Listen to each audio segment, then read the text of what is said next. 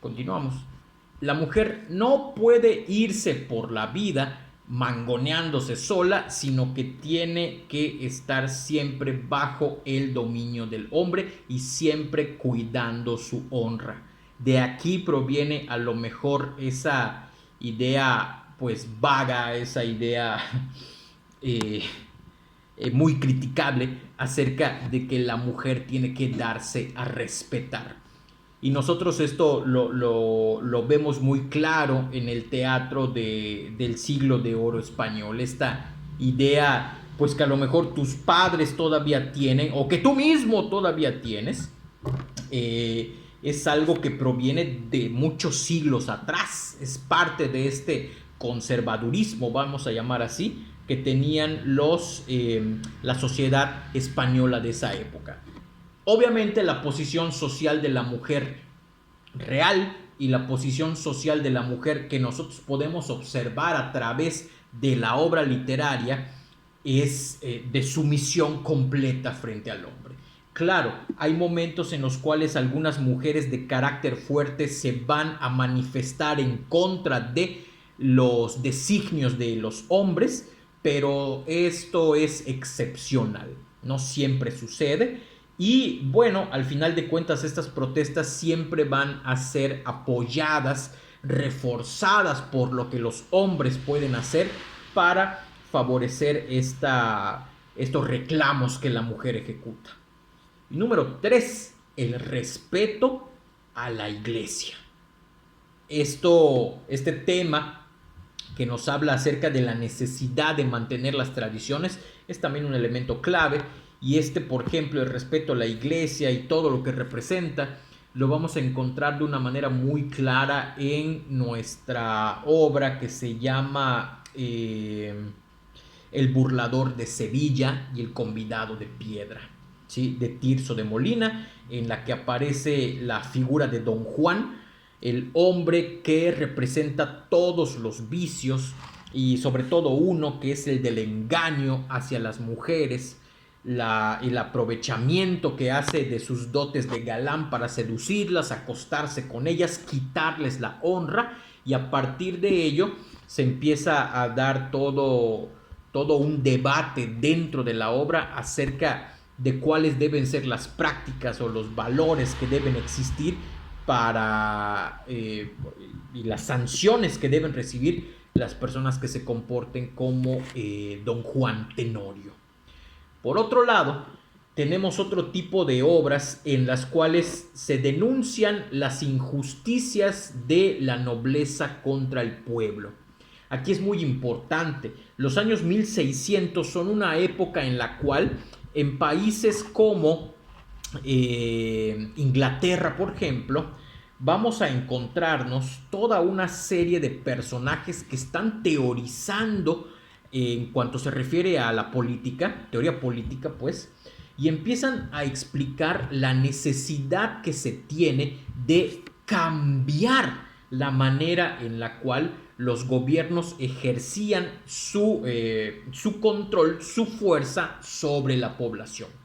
En este sentido, vamos a encontrarnos en este en este tema, la denuncia de las injusticias de la nobleza contra el pueblo, una obra clave, fundamental y que yo te invito a que puedas ver o leer.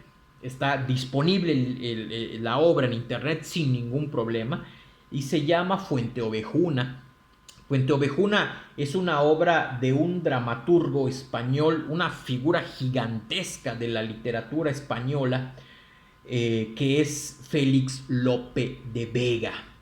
En la obra de Lope de Vega, Fuente Ovejuna, nos vamos a encontrar a un personaje que es quien gobierna, vamos a llamar así, es quien gobierna un pueblo llamado Fuente Ovejuna. Y este pueblo, desde que este personaje está al frente de lo que sucede, controlando lo que sucede en el pueblo, empieza pues a sufrir sus abusos. Este tipo mataba, este tipo robaba, este tipo abusaba de su poder, violaba mujeres a discreción. Y pues en todas ellas, inicialmente en esta obra, vamos a encontrar esta angustia, este pavor que tienen las mujeres a pensar que ella es la siguiente en la lista de las mujeres que le gustan a este personaje, este, el comendador. Y bueno, el gran problema que se empieza a suscitar aquí es que este personaje que abusa del poder se mete con una pareja de novios que era muy querida por el pueblo. Y cuando esto sucede, el pueblo empieza a tomar conciencia acerca de que es necesario ponerle un alto a los abusos que comete esta persona un día sí y el otro también. Empiezan a organizarse, y esto es muy interesante porque nosotros a lo largo de la obra observamos una evolución en la mentalidad colectiva. Tenemos al inicio un pueblo sumiso, un pueblo cobarde, un pueblo temeroso de las represalias que pudiera sufrir por tratar de oponerse a las injusticias de este tipo. Y conforme va finalizando la obra, empezamos a darnos cuenta de que, de que hay una conciencia del pueblo acerca de que unidos pueden defenderse mejor, e incluso que unidos pueden pedir mejores condiciones de vida para todas las familias que habitan Fuente Ovejuna. Entonces, en una de esas, el pueblo, harto de toda esta situación, va a buscar a su casa, creo que es un castillo, si no estoy mal, si no recuerdo mal la escena. Sacan a este tipo de la casa, lo linchan, lo matan, la turba iracunda termina por matarlo. Y una de las escenas más impresionantes de la obra es que pues obviamente no se ve en el teatro, pues, pero se entiende que lo decapitan y que la cabeza del tipo la cuelgan en una pica, en una estaca, y esa estaca la ponen a la entrada del pueblo de Fuente Ovejuna como un símbolo de que el próximo canijo que quiera meterse a gobernarnos primero tiene que darse cuenta de que el mal ejemplo, nosotros ya nos dimos cuenta cómo nos gustaría que nos gobiernen, y a partir de esto, pues aquí está la prueba de que aquel gobernante que se quiera pasar de vivo, lo vamos a matar, lo vamos a linchar y vamos a cortarle la cabeza, porque nosotros como pueblo ya nos dimos cuenta de qué es lo que necesitamos para salir adelante juntos. Pero no, pues, no es todo. Creo que es la escena final, si no estoy mal, o una de las últimas escenas de la obra, que a mí en lo personal me fascina. El propio Fernando de Aragón, ya estamos hablando de un tipo con todo el poderío habido y por haber, Fernando de Aragón llega a Fuente Ovejuna para establecer un juicio contra aquellos que lincharon al tipo ese que abusaba de su poder. Y Fernando de Aragón, bueno, o sea, los que estaban llevando a cabo el juicio llaman al rey y le dicen, pues estos vatos no quieren confesar. Dicen que todo el pueblo mató al comendador. Y llega el propio Fernando de Aragón a preguntarle al pueblo: quiero que me digan quién de ustedes mató al comendador. Y la respuesta unánime por parte de todo el pueblo es una: Fuente Ovejuna, señor. O sea, haciendo referencia de que todos y cada uno de ellos, incluidos niños, mujeres, adultos mayores, todos están conectados, están unidos y saben que estando unidos, ni siquiera el propio Fernando de Aragón puede hacerles nada. Un rey que había podido gobernar las posesiones de ultramar no pudo frenar el embate y la rebelión de una simple chusma de un pueblo perdido, porque ni siquiera que tú me digas que Fuenteovejuna es una gran ciudad, no, en un pueblo perdido dentro de España. Fernando de Aragón no pudo. Y es cuando uno empieza a darse cuenta de estas cosas maravillosas que empiezan a suceder en el teatro del siglo de oro español, porque se habla acerca, en Fuenteovejuna se habla acerca también de la legitimidad de los gobernantes, o sea, la legitimidad entendida como el apoyo que deben tener los gobernantes para ejercer su gobierno con las mejores condiciones posibles y con la disposición de la gente para hacerles caso. Aquí nos empieza a decir Lope de Vega, ojo para los próximos reyes de España, tengan mucho cuidado, no sean idiotas, por favor. Se están dando cuenta de que los pueblos unidos pueden derrocar a los gobernantes que se portan mal con ellos.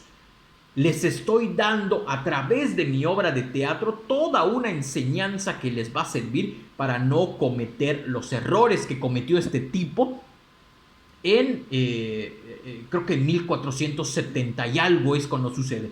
Lope de Vega toma una historia real para convertirla en una obra literaria, en una obra de teatro, y recordando este episodio histórico, Lope de Vega, en este momento tan importante, les está aconsejando indirectamente a los gobernantes que tienen que gobernar con sabiduría y con justicia, porque si no, la gente se puede dar cuenta y los van a derrocar e incluso los pueden llegar a matar.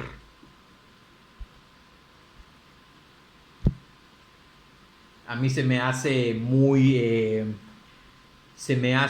interesante cómo esta protesta social masiva de Fuenteovejuna nosotros podemos verla de algún modo reflejada en las múltiples marchas que ha habido en los últimos meses para tratar de defender la posición de la mujer, para exigir con fuerza un Estado de derecho para las mujeres, ¿sí?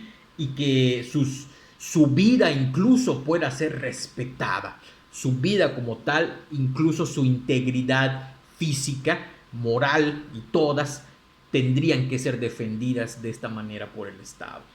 Entonces observen cómo la protesta social sí tiene repercusiones favorables para aquello que se exige, y sobre todo cuando la gente se une puede llegar a marcar muchas diferencias.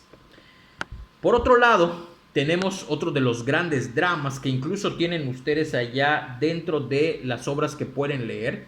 Y de hecho la persona que lea esta obra de Pedro Calderón de la Barca y haga un análisis de ellas, así miren, un análisis bueno sobre ellas, se va a llevar todo mi respeto. Es la gran obra de teatro del periodo barroco. La vida es sueño. La vida es sueño es una obra en la que nosotros vamos a atestiguar, entre muchas otras cosas, cómo también Pedro Calderón de la Barca empieza a aconsejar indirectamente a los gobernantes de España en ese momento que tuviera mucho cuidado con quienes ponen al frente de sus gobiernos. Ustedes saben que a veces, no lo sé, que este vato de España se casó con la princesa no sé qué de Francia y los dos se convirtieron en gobernantes. O que la princesa de España no sé qué se casó con fulano de tal de Alemania y los dos van a gobernar a partir de ahora España. Pues aquí nosotros nos encontramos con una bronca gigantesca porque el legítimo rey, o sea, tenemos una bronca aquí interesante. La vida es sueño comienza cuando el rey Segismundo, rey de Polonia, tiene que, bueno, pues recibe un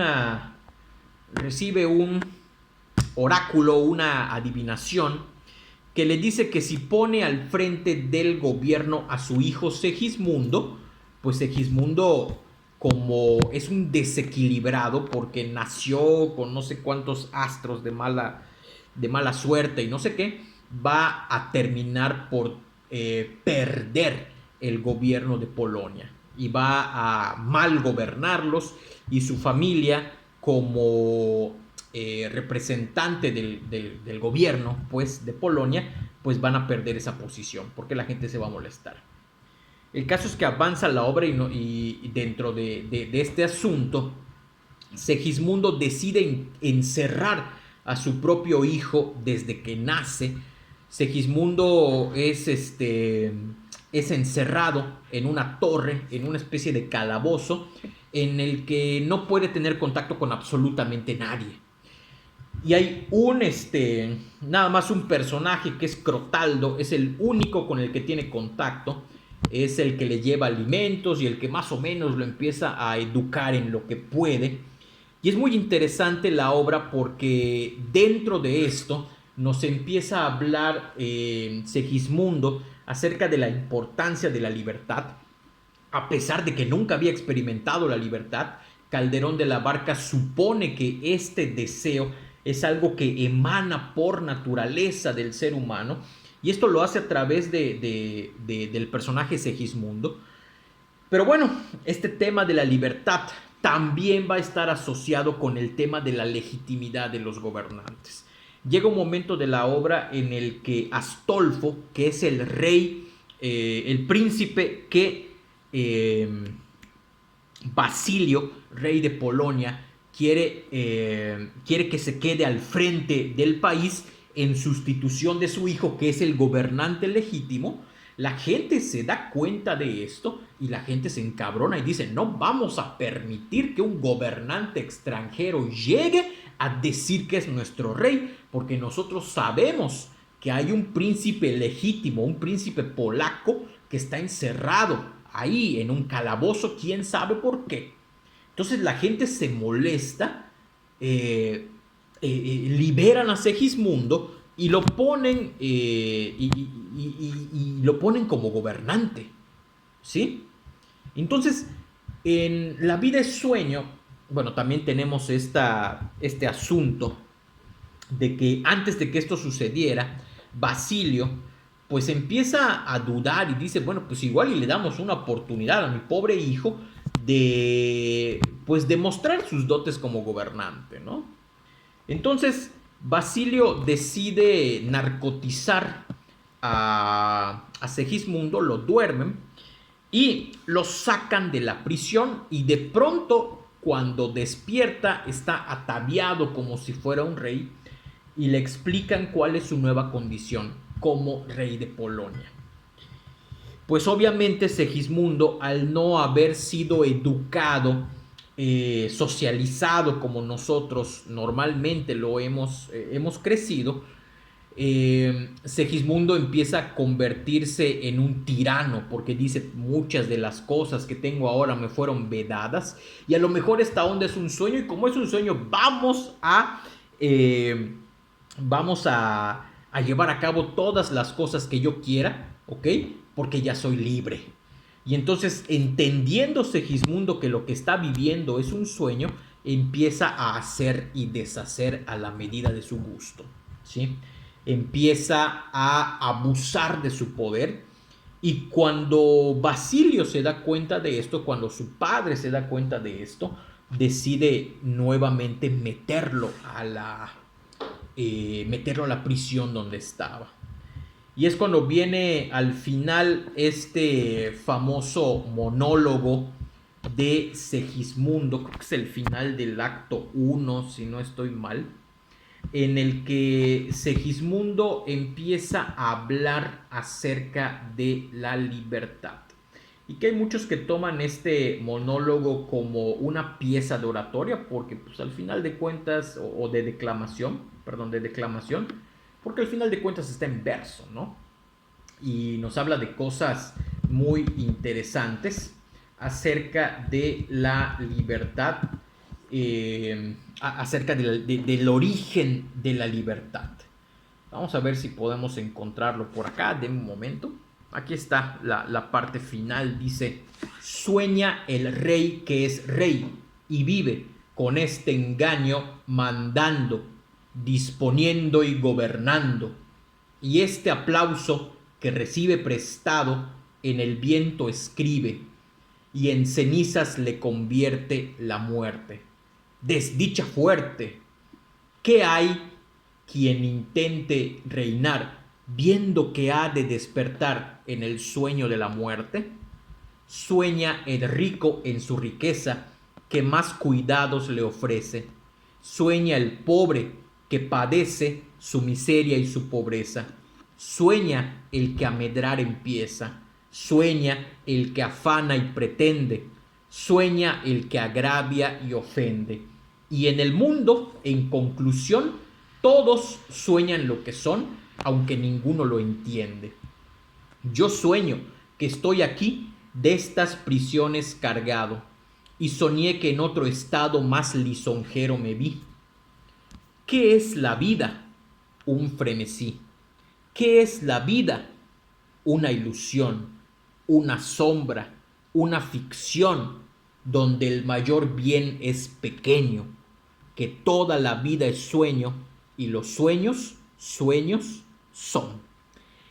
En este momento, Segismundo llega a una de las grandes cuestiones del periodo barroco, y que también, incluso, como lo habrás visto en filosofía, el propio Descartes empieza a hablar acerca de eso: la imposibilidad de separar el sueño y la vigilia.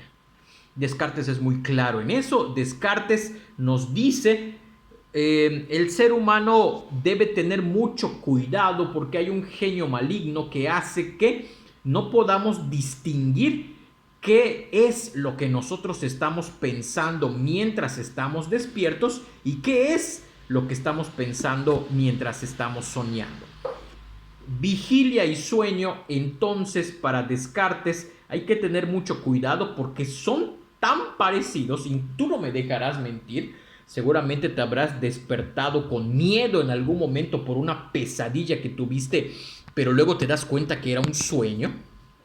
Y bueno, esta duda filosófica existencial entre la diferencia entre la realidad y el sueño empieza a entrar de lleno en la vida es sueño de Pedro Calderón de la Barca. Y es muy curioso, porque esta obra de Calderón es de 1635, y Descartes empieza a teorizar acerca de esto en dos libros muy importantes, que son el Discurso del Método, que es de 1637, 2 años después, y otro libro que son las Meditaciones Metafísicas. Si tienes oportunidad de leer cualquiera de ellos, son muy buenos, muy recomendables.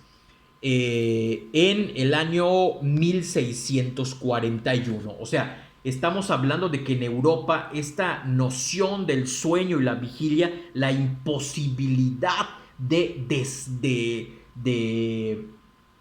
dividirlos, de establecer una frontera clara entre ellos, es una preocupación existencial que tienen filósofos, escritores de la época, porque obviamente ya no hay certezas. Si yo quito la noción de Dios, que es la piedra que le daba sentido a toda mi vida, eso quiere decir que en este momento no tengo absolutamente nada cierto, no tengo un eslabón que me permita, un peñasco que me ayude a formular ideas acerca de lo que es el mundo. Por eso la duda del sueño y la vigilia se presenta como una de las dudas existenciales en esta obra de Pedro Calderón de la Barca y obviamente también en la obra de Descartes. Bueno, jóvenes, por mi parte es todo. Agradezco mucho el favor de su atención para quienes hayan terminado pues esta charla que tuvimos el día de hoy. Eh, Espero, si hay alguna duda, comuníquense conmigo para que podamos tener un diálogo, una discusión y ayudarles si es que deciden ustedes seleccionar alguna obra del siglo de oro español para llevar a cabo su trabajo integrador. Por mi parte es todo. Les deseo el mejor de los días, de las tardes o de las noches, dependiendo de cuando tú observes este video. Muchos saludos.